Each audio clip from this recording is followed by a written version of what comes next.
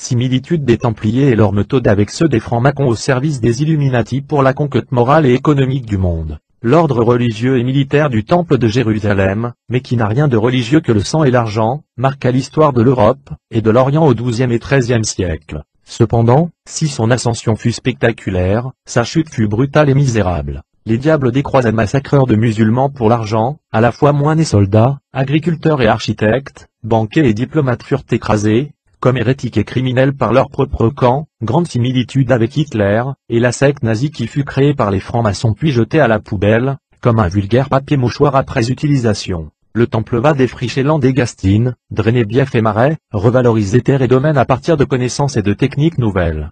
Car l'implantation des maisons, subordonnées aux donations, avait pour but de créer des unités de production.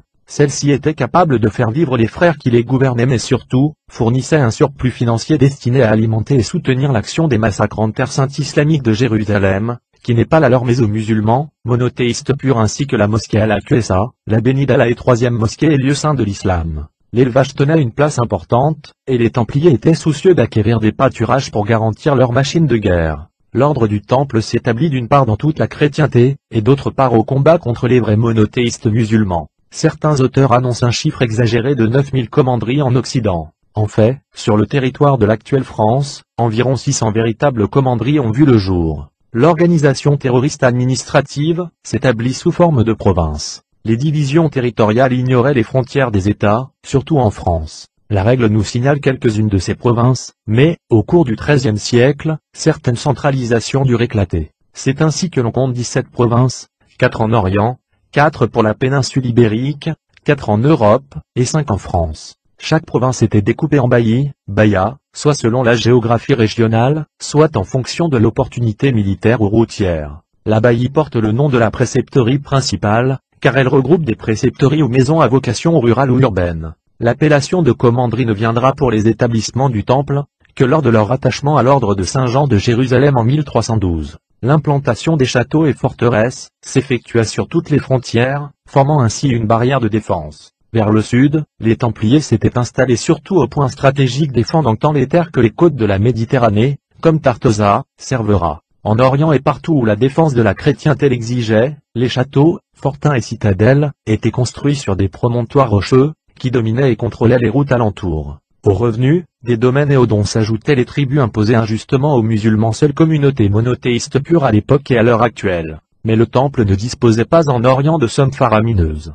Pour prêter, il devait transférer des fonds par portage de monnaie sur des navires de l'ordre, par la Méditerranée. Parfois, ils empruntaient aux autres banquiers, italiens, etc., pour leur funeste entreprise. La naissance de l'ordre du Temple. Ordre du Templier JPG. Après la fondation du royaume chrétien de Jérusalem, qui n'a rien des enseignements de Jésus, si ce n'est le chaos des polythéistes par Godefroy de Bouillon et ses croisés massacreurs, 9 chevaliers français décidèrent de s'installer, en 1118, à Jérusalem dans le but de créer un ordre à la fois monastique et militaire. Devant le patriarche chrétien de Jérusalem, les 9 firent vœu de chasteté, pauvreté et obéissance. Voilà qui fit d'eux des religieux, bien qu'ils n'en avaient pas l'habit et encore moins de foi. Étant des soldats, ils s'occupèrent de la sécurité des routes menant à Jérusalem. L'ordre s'agrandit rapidement, et parmi les 9 fondateurs Hugues de Payne, fut élu chef 10 années après la fondation. On pouvait déjà compter 300 chevaliers du Temple commandant une milice de 3000 hommes. Il faut noter que parmi eux il n'était pas rare de trouver des excommuniés désireux de se réhabiliter ou de se faire oublier.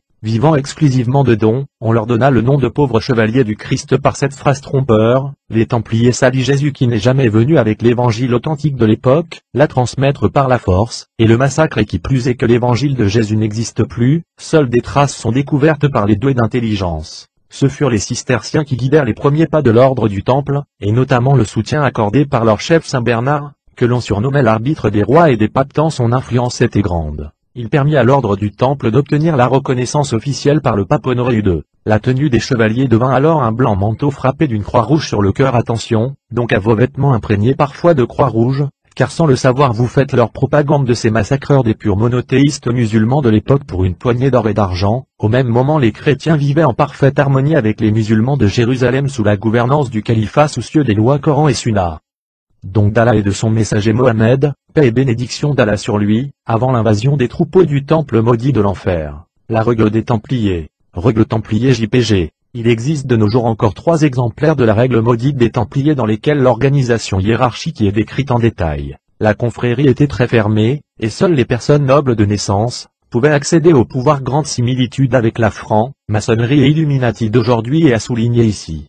Tous les membres de l'ordre étaient liés à la règle, à leur tête se trouvait le grand maître siégeant à Jérusalem. Le grand maître ne possédait cependant pas les pleins pouvoirs, et les décisions étaient prises avec le chapitre, l'assemblée. En dessous du grand maître il y avait le sénéchal, l'assistant du grand maître, le maréchal, le chef de guerre, le commandeur, le trésorier de la communauté impie. Dans certains cas il était possible aux hommes mariés de faire partie de l'ordre, et il était même déconseillé de pratiquer l'abstinence absolue, qui eût rendu les chevaliers inaptes au combat. Mais la règle assurait à l'ordre de nombreux privilèges pervers. En effet, il était exempt d'impôts mais pouvait en percevoir, sans oublier que les impôts est une invention des mécréants contre les peuples affamés. N'oubliez donc jamais l'histoire de Robin des Bois d'Angleterre, ce n'est pas pour rien qu'elle est très connue. Il pouvait rendre sa propre justice dans ses possessions tout en possédant l'immunité judiciaire, bref, une totale tyrannie sur le peuple. Il possédait son propre clergé, et les évêques n'avaient aucune autorité sur eux bien que ces derniers sont aussi bien égarés qu'eux. Seul le pape a une autorité supérieure au grand maître. Voilà les dispositions exceptionnelles, qui permirent aux Templiers d'acquérir une puissance en Orient, puissance qui s'étendit ensuite à l'Europe.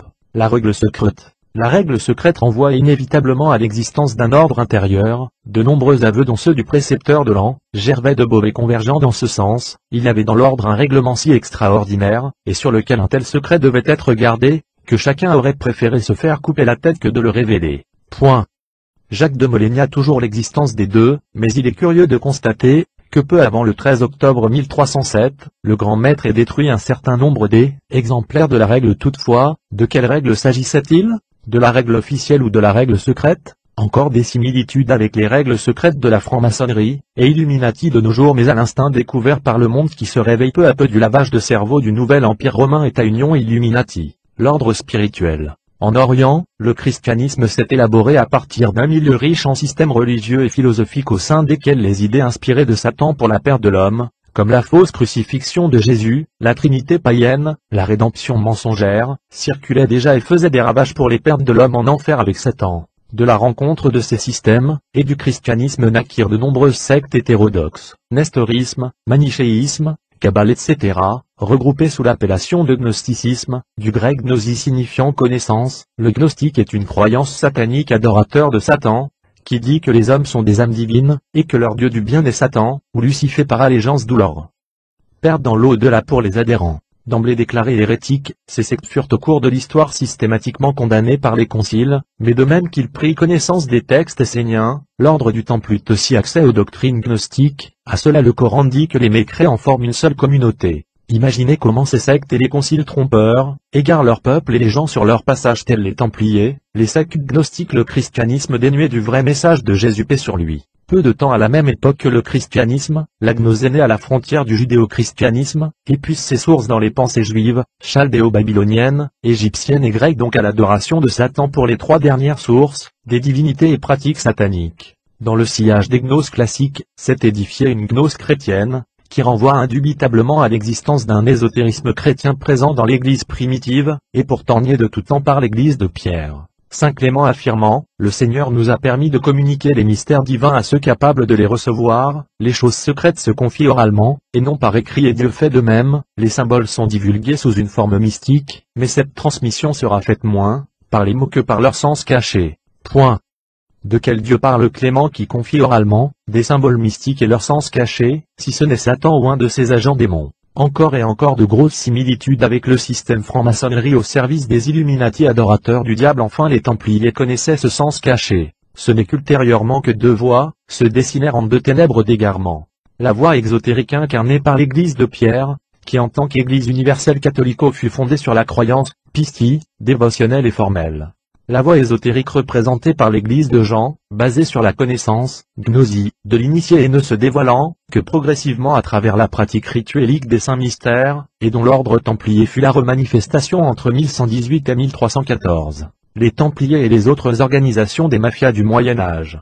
Concurrents des Templiers JPG, 2 autres ordres à la fois religieux et militaires, sont nés suite des massacres des croisades sanguinaires. Le principal rival des Templiers était l'ordre des Chevaliers de Saint-Jean de Jérusalem, ou hospitalier, qui existe toujours de nos jours sous le nom de l'ordre de Malte, dont nous parlerons inchallah au texte suivant. Créé en 1100, il se consacra dans ses débuts à soigner les pèlerins malades. Mais, tout comme les Templiers, les Hospitaliers se dotèrent d'une armée. Au combat, les chevaliers Templiers en manteau blanc à croix rouge combattaient aux côtés des chevaliers Hospitaliers en manteau noir à croix blanche. Mais il n'était pas rare de voir les deux organisations de désordre sur la terre se concurrencer à qui prendrait le premier une ville, soit par rivalité, soit pour le butin. Le troisième ordre entrant aussi en concurrence était celui des chevaliers teutoniques. Ordre fondé en 1190, et qui était composé exclusivement d'Allemands habillés en manteau blanc frappé d'une croix noire. L'argent des Templiers maudits. Ce Templier JPG. Dès sa fondation, l'ordre du Temple avait bénéficié de nombreuses donations. Il y eut d'abord celle des nobles qui, ayant revêtu le blanc manteau et fait vœu de pauvreté, lui apportèrent tout ou partie de leurs biens.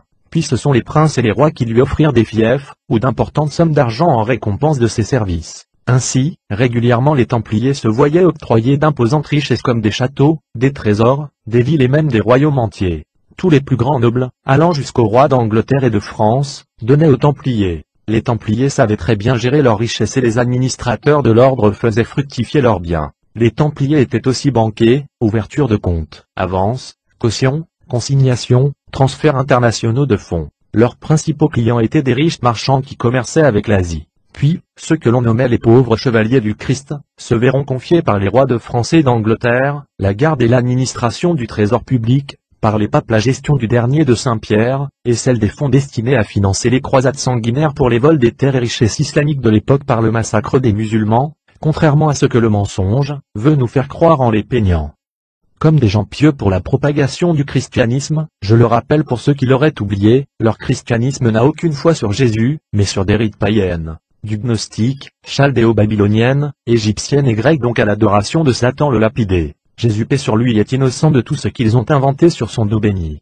On estime que les revenus annuels moyens des Templiers s'élevaient au XIIIe siècle à 112 millions de livres, c'est-à-dire à peu près 15 milliards d'euros actuels. On disait qu'ils pratiquaient l'alchimie, et qu'ils avaient trouvé la pierre philosophale permettant de fabriquer de l'or. On est presque sûr de nos jours que les Templiers pratiquaient l'alchimie, art que l'on disait à la fois science et magie, qui dit magie dit satanique.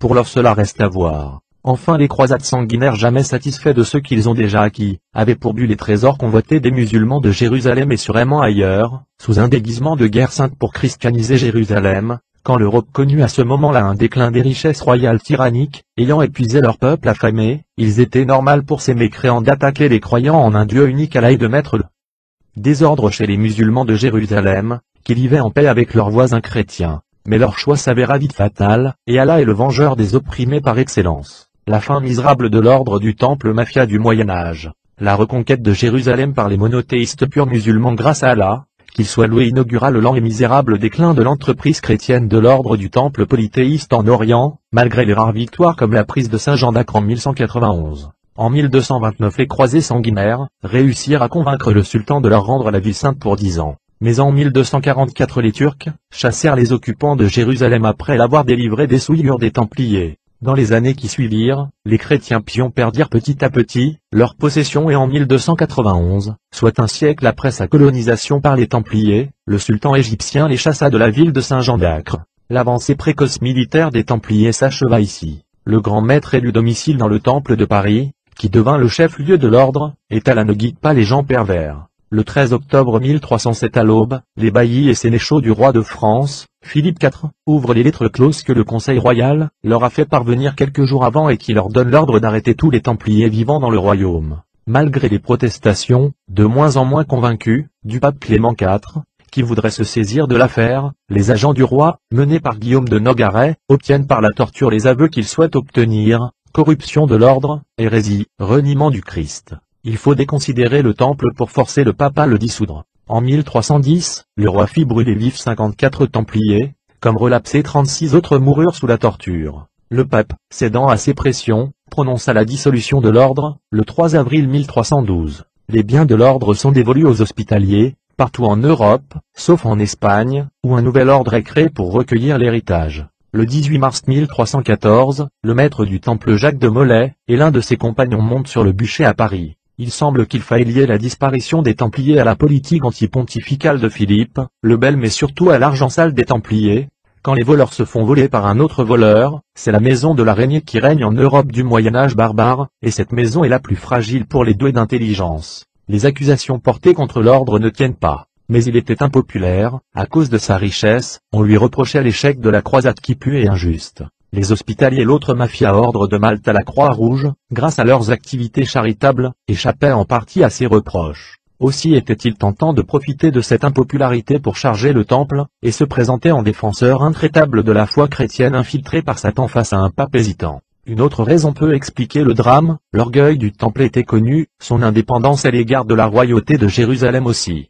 Enfin vous remarquerez que dans la communauté des mécréants adorateurs de fausses divinités créatrices de rien au lieu d'Allah le créateur de tout, le chaos et le désordre règnent jusqu'à s'entretuer entre eux comme des bêtes sauvages. Diction des Templiers et la franc-maçonnerie. De nos jours certains mouvements se réclament du temple. Or l'ordre du temple de l'histoire ésotérique n'est plus. Il est certain qu'il existe des héritiers de l'âge précoce de l'ordre du temple maudit, il est certain aussi que des sectes ou ordres, désordres, partagent aujourd'hui les mêmes valeurs, mais il n'est pas indiqué de croire sur parole, ceux qui affirment être en possession de cet héritage. Par contre, la franc-maçonnerie au service des Illuminati, fait incontestablement partie de l'héritage des Templiers, ce Diction des Templiers en est la preuve. Nous sommes légionnaires du Christ, Jésus paix sur lui n'a jamais dit de tuer en son nom béni victime des calomnies et mensonges. Nous sommes commandeurs de la sapinière. Nous sommes chevaliers pontificaux. Nous sommes opus Dei. Nous sommes sages du prieuré de Sion. Nous sommes des maçonnies du Saint Graal. Nous sommes chevaliers de Notre-Dame. Nous sommes dans la loge P2 d'Italie alliée des Illuminati. Nous sommes chevaliers de l'ordre du Saint-Sépulcre. Nous sommes gardes suisses. Nous sommes francs-maçons et dans leur loge. Nous sommes veilleurs dans toutes les confréries. Nous sommes intégrés dans les associations, militaires, politiques, sociales, religieuses, comme la franc-maçonnerie et leur loge maudite dans beaucoup de pays. Nous sommes dans tous les ordres monastiques. Nous sommes réseaux dans toutes les religions du monde. Nous sommes en tout temps et en tout lieu près du pape au Vatican, siège de Satan infiltré par les Illuminati. Nous sommes silence, moi nous citoyens du monde, traduction, meurtriers pour l'argent. Nous sommes veilleurs, hospitaliers, de Malte, teutoniques, propagande. Nous sommes de l'ordre des pauvres chevaliers du Christ, propagande. Nous sommes la mémoire des secrets de l'histoire et des religions, incompréhensibles venant de ces mafias. Nous sommes frères de toutes les connaissances. Nous sommes des voyageurs, anonymes, secrets. Nous sommes non pour nous Seigneur, non pour nous, mais pour la gloire de ton nom.